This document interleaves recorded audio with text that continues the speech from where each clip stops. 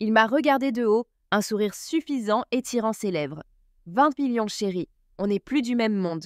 Ces paroles résonnaient encore quand j'ai vu son post Instagram et l'erreur monumentale qu'il avait commise. Nos classes sociales sont différentes. Tu es bien trop inférieur pour moi. Les mots de Marc, mon mari depuis 5 ans, résonnaient encore dans ma tête comme un disque rayé. Il venait de gagner 20 millions à la loterie et apparemment, cet argent soudain lui avait fait pousser des ailes. Enfin, plutôt des cornes. Assis en face de moi dans notre salon, enfin, mon salon, comme j'allais bientôt le lui rappeler, il arborait une expression de suffisance que je ne lui avais jamais vue. Tout ça pour ça, ai-je demandé, en essayant de garder mon calme. Je le regardais, incrédule. Bien sûr, tu n'as probablement jamais vu autant d'argent de ta vie, n'est-ce pas? Il a ri, un rire gras et condescendant, qui m'a donné envie de lui jeter la tasse de café à la figure. Ma mère a toujours dit qu'il y avait différentes sortes de personnes. Maintenant que je suis au sommet, toi et moi, ce n'est plus pareil. Je n'ai pas pu m'empêcher de sourire. 20 millions, et il se croyait déjà membre de la haute société. Il n'avait même pas pris la peine de se demander si moi, je connaissais l'argent. J'ai failli lui dire que mon père possédait plusieurs immeubles qui rapportaient plus de 20 millions par an, rien qu'en loyer, sans parler de ses entreprises. Mais bon, ce n'était pas le moment. Honnêtement, j'étais plutôt contente de me débarrasser de quelqu'un comme lui. Mieux vaut couper les ponts tôt, sans effusion de larmes. Pas d'amour perdu, juste une nuit blanche à penser à l'argent. Son argent, du moins, c'est ce qu'il croyait. Marc m'a lancé un regard de coin d'œil. Au fait, même si c'est toi qui as payé le billet de 50 €, c'est moi qui l'ai acheté. Alors, n'espère pas un centime de ma part. Il avait toujours eu cette manie d'acheter des billets de loterie en rêvant de devenir riche du jour au lendemain, mais au moment de payer, il trouvait toujours une excuse. Son téléphone était déchargé, ou le paiement ne passait pas parce que la banque se souciait vraiment de quelques centimes, n'est-ce pas? Ma mère ne t'aime pas non plus, a ajouté Marc, comme si c'était la cerise sur le gâteau de son arrogance. Elle pense que tu es vulgaire. Tu te souviens de la dernière fois que tu l'as rencontrée? Les cadeaux bon marché et sans marque que tu lui as offerts? Quelle honte! C'est toi qui nous as mis la honte, ai-je rétorqué. Dieu a dû répandre la sagesse sur le monde entier, mais ta famille a ouvert un parapluie. Je me souvenais encore de la première fois que j'avais rencontré sa mère. Je lui avais offert une écharpe en pure laine d'un créateur italien de luxe qui coûtait une fortune et un parfum français de haute couture. Maintenant, ces cadeaux étaient devenus bon marché et sans marque pour eux. Comme un poisson-chat barbotant dans l'eau, se croyant un poisson noble. Je ne vais pas discuter avec toi parce que je suis une personne d'élite maintenant, a continué Marc, gonflant sa poitrine. Mais puisque nous rompons, réglons les choses. Que dirais-tu de me revendre les cadeaux que je t'ai offerts? Typique de Marc. Même en gagnant à la loterie, il restait pingre. Inutile, ai-je répondu calmement. J'ai encore toutes les choses gosses que tu m'as données, si vécu. Je vais te rendre chacune d'elles. Ce kit de soins pour la peau à 9,99 €. J'avais peur de l'utiliser et d'abîmer ma peau. La chemise et la cravate à 199,99 €. Je n'ai pas osé les porter de peur d'avoir une allergie. Et cette boîte de chocolat à 10 €, j'ai eu peur de tomber malade et que même les frais médicaux ne soient pas couverts. La foule autour de nous, car oui, nous étions en train de régler nos comptes en public, dans le café branché où Marc aimait se montrer, a éclaté de rire. Le visage de Marc est devenu rouge écarlate. Ne parle pas que de ça. Et l'argent que je t'ai donné, je ne t'ai pas envoyé d'argent? A-t-il protesté.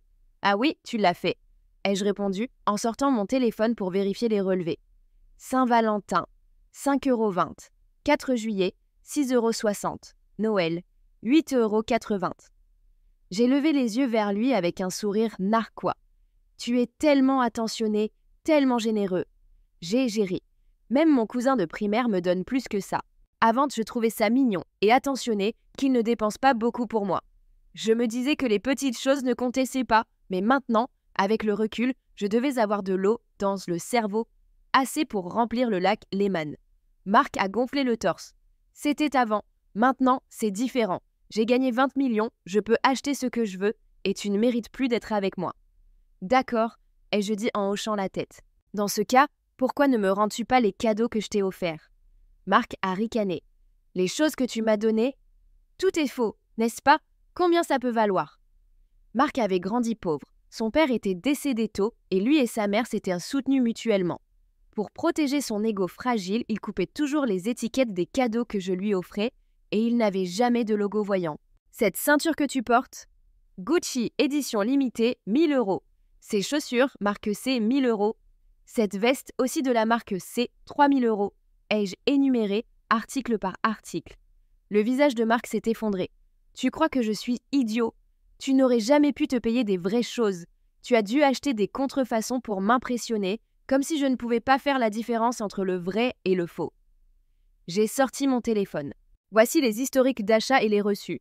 Si tu ne me croises pas, tu peux vérifier auprès des magasins. Et l'écharpe et le parfum que j'ai offert à ta mère n'étaient pas moins chers que les choses que je t'ai données. Mais passons, donne-moi juste 100 000 € pour tout le reste que je t'ai offert. En réalité, j'avais dépensé plus de 200 000 € pour lui au fil des ans, mais si je demandais ça, sa mère transformerait probablement ma vie en enfer. Marc a serré les dents. Qui sait si ce que tu m'as donné était vrai ou faux? Laissons ça à 50 000. Je te donne 10 000 maintenant, et le reste quand j'aurai touché le prix. D'accord, ai-je dit, même si ce n'était qu'une goutte d'eau dans l'océan comparé à mon solde bancaire. Qui disait que je n'avais pas d'argent? Après avoir reçu les 10 000 € sur mon compte, je me suis levée et j'ai dit à Marc « Merci Marc, c'est la première fois que tu es aussi généreux. » Il avait l'air agacé mais il a quand même répondu « Bien, ne reviens plus me chercher, espèce de loser, et n'essaie jamais de me contacter. J'ai si peur que ta malchance ne gâche la mienne. » J'ai hoché la tête vigoureusement, m'assurant qu'il voyait que j'étais d'accord. Après le départ de Marc, j'ai demandé à mon chauffeur de faire venir ma Bentley du garage. J'en avais marre de faire semblant. Ce soir-là, Marc a posté sur Instagram. Il y avait 2 photos, une du billet de loterie et une de lui prenant un selfie chez le concessionnaire Maserati. La légende disait « Concentrez-vous sur le travail acharné et aimez-vous vous-même. La chance vous suivra si vous souriez suffisamment. » J'ai failli m'étouffer avec mon dîner. J'étais sur le point de supprimer son numéro quand quelque chose sur ce billet de loterie a attiré mon attention. Les numéros n'étaient pas complètement visibles, mais le numéro du tirage était clair. 351. Cependant, les numéros gagnants du tirage 351 ne correspondaient pas à ceux de son billet. J'ai rapidement vérifié les résultats en ligne et j'ai réalisé que Marc avait confondu les numéros du tirage précédent avec les gagnants. Il avait dû voir une rediffusion ou vérifier le mauvais tirage, pensant qu'il avait gagné 20 millions. Ça allait devenir intéressant. J'avais hâte de voir sa tête quand il découvrirait la vérité. Lors d'une pause au travail, j'ai entendu Bianca, la chasseuse de fortune du bureau, se vanter auprès d'une collègue. « Mon petit ami vient d'emménager dans un appartement de luxe dans le quartier de Badu. J'ai figé. » Quelle coïncidence! Mon père m'avait aussi acheté un appartement là-bas.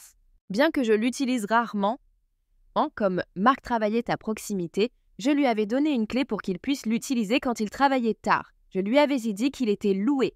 Il avait emménagé sans hésiter, ne se demandant jamais comment il pouvait se permettre un loyer qui coûtait probablement plus que son salaire mensuel. J'étais déjà en train de penser à récupérer les clés quand Bianca a ajouté « Il m'appelle sa porte-bonheur. Depuis qu'on est ensemble, il a gagné 20 millions. » Tout le monde autour d'elle a halté d'envie. « Attends, le quartier d'Abu, 20 millions ?» ai-je demandé, dubitative. Par hasard, ton petit ami s'appelle Daniel. Bianca m'a lancé un regard méfiant. Tu le connais? N'essaie même pas de me le piquer juste parce qu'il est riche. Il est hors de ta portée. Bien sûr, c'était lui. Marc sortait avec Bianca pendant que nous étions encore ensemble. Sérieusement, il pensait que Bianca était du matériel de la haute société. Si mon père savait ça, il mourrait de rire. Bianca se vantait toujours de faux sacs de créateurs, en changeant tous les jours. Pour quelqu'un comme Marc, qui ne pouvait pas faire la différence entre le vrai et le faux, elle devait lui apparaître comme une princesse riche. Un couple parfait en réalité. 2 chasseurs de fortune qui se rencontrent. Tous mes vœux de bonheur. J'espère qu'ils resteront ensemble pour toujours. Ce soir-là, Bianca a posté sur Instagram une photo d'elle et Marc avec la légende « Plus d'attente, la personne que j'attendais est enfin arrivée ». 5 minutes fan plus tard, Marc a posté la même photo avec une légende embarrassante. Nous. Plus tard, le responsable de ma boutique de luxe préférée m'a envoyé un message pour m'informer qu'il venait de recevoir de nouvelles collections et m'inviter à venir les découvrir. Comme je n'avais rien de mieux à faire, j'ai décidé de passer. Dès que je suis entrée, ils étaient là. Marc et Bianca, la seule vendeuse de la boutique, m'a regardée et m'a complètement ignorée. continuant à s'occuper des deux autres avec un grand sourire. Bianca portait un ensemble plein de logos, bien qu'il s'agisse de la collection de la saison dernière. Pendant ce temps, je portais un simple t-shirt et un sac en toile. Pas étonnant que la vendeuse ait pensé que je ne valais pas la peine d'être servie.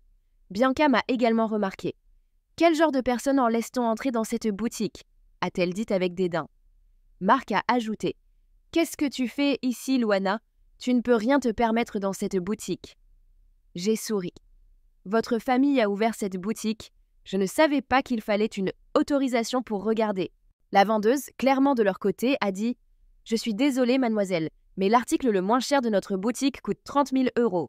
Si vous ne pouvez pas vous le permettre, vous ne devriez vraiment pas perdre votre temps. » Je n'ai pas pu m'empêcher de rire intérieurement. Elle n'avait aucune idée de qui elle soutenait. Après avoir montré plusieurs sacs à Bianca, je l'ai entendu dire à Marc « Chérie, je veux celui-ci et le deuxième sur cette rangée aussi. » La vendeuse a souri. « Vous avez un goût excellent, mademoiselle. Ce sont nos meilleures ventes. Vous avez un œil magnifique. » Bianca, ravie, a passé l'un des sacs à son épaule et s'est admirée dans le miroir. Puis elle m'a de nouveau remarqué.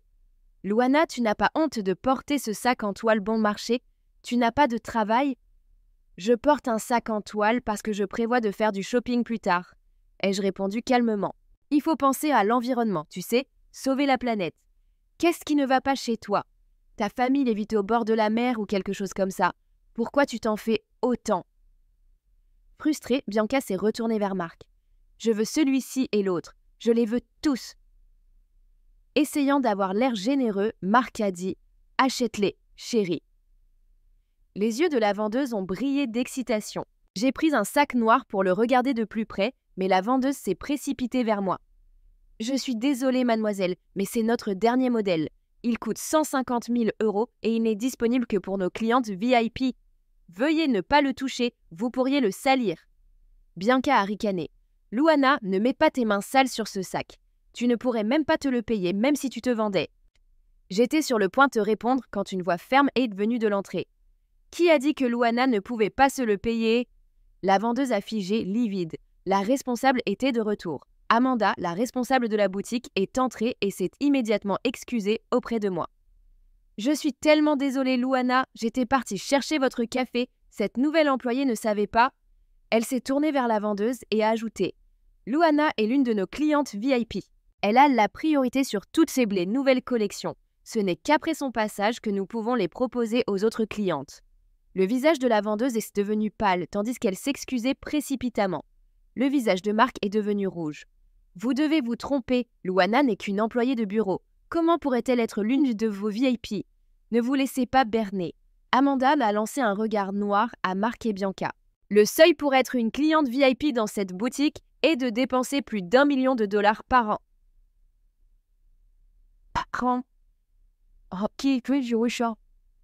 Elle s'est tournée vers moi. « Je suis désolée, mais je vais devoir vous demander à tous les deux de partir.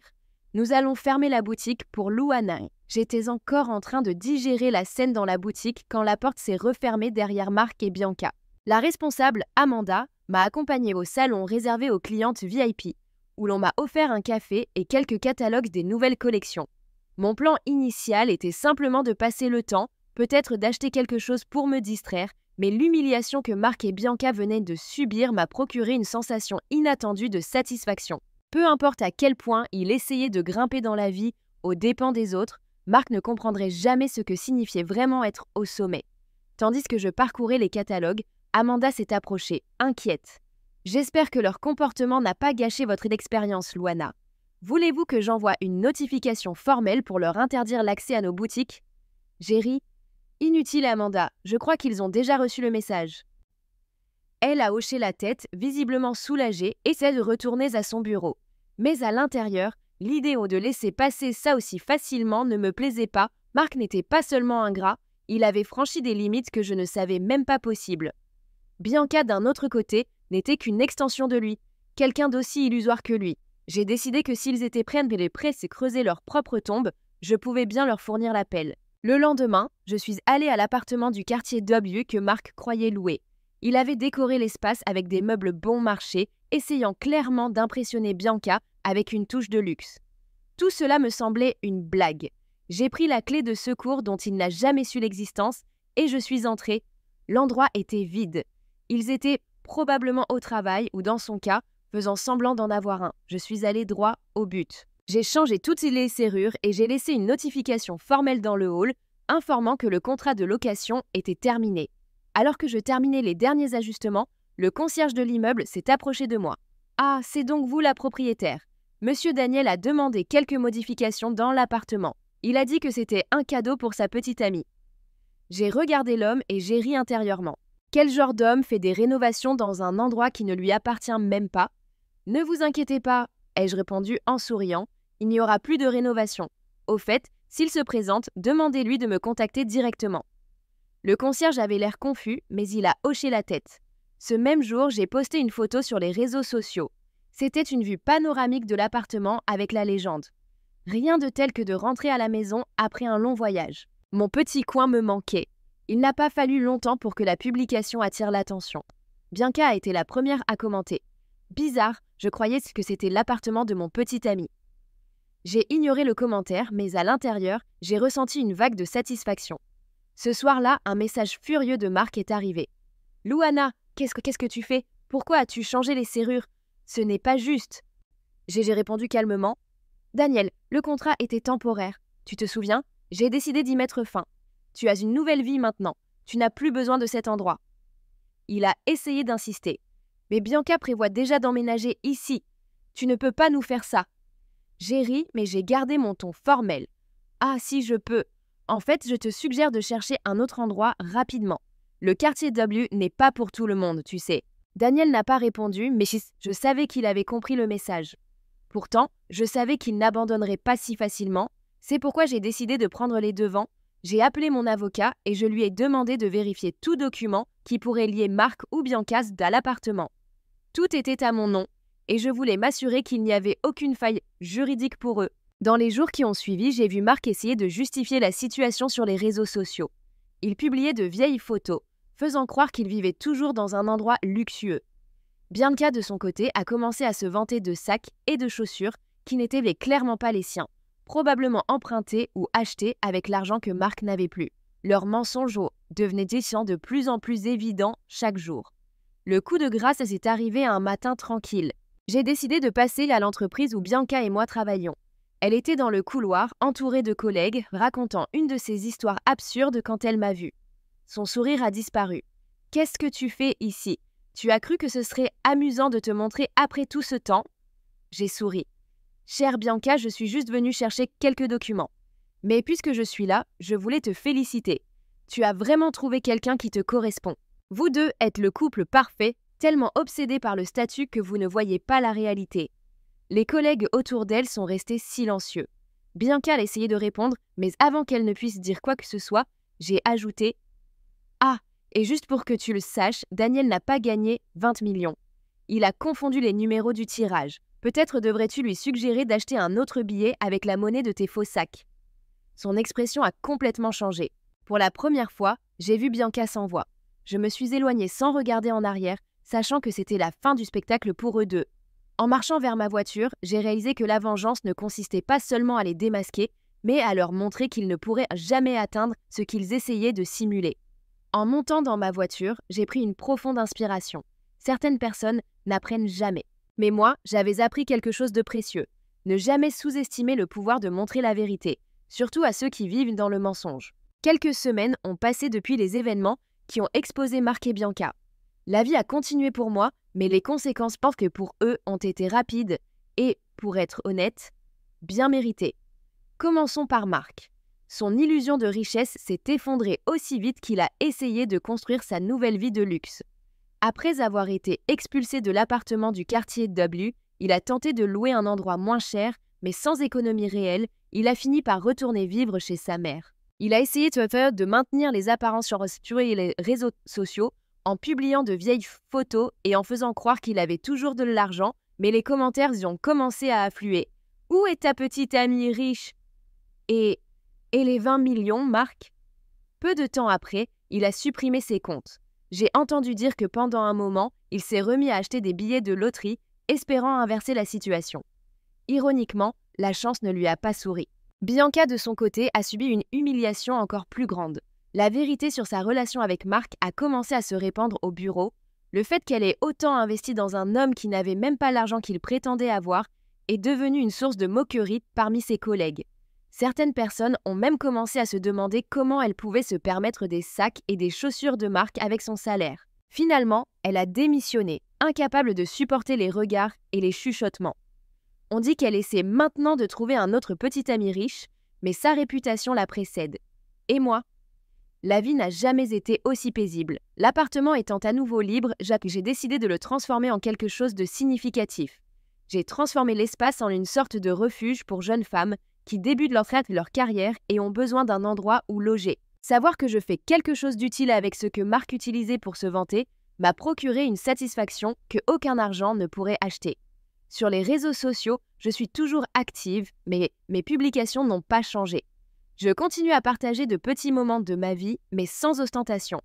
C'est quelque chose que Marc et Bianca n'ont jamais compris, le pouvoir du silence et de l'authenticité. Ma vie n'a pas besoin d'être exposée pour être grandiose.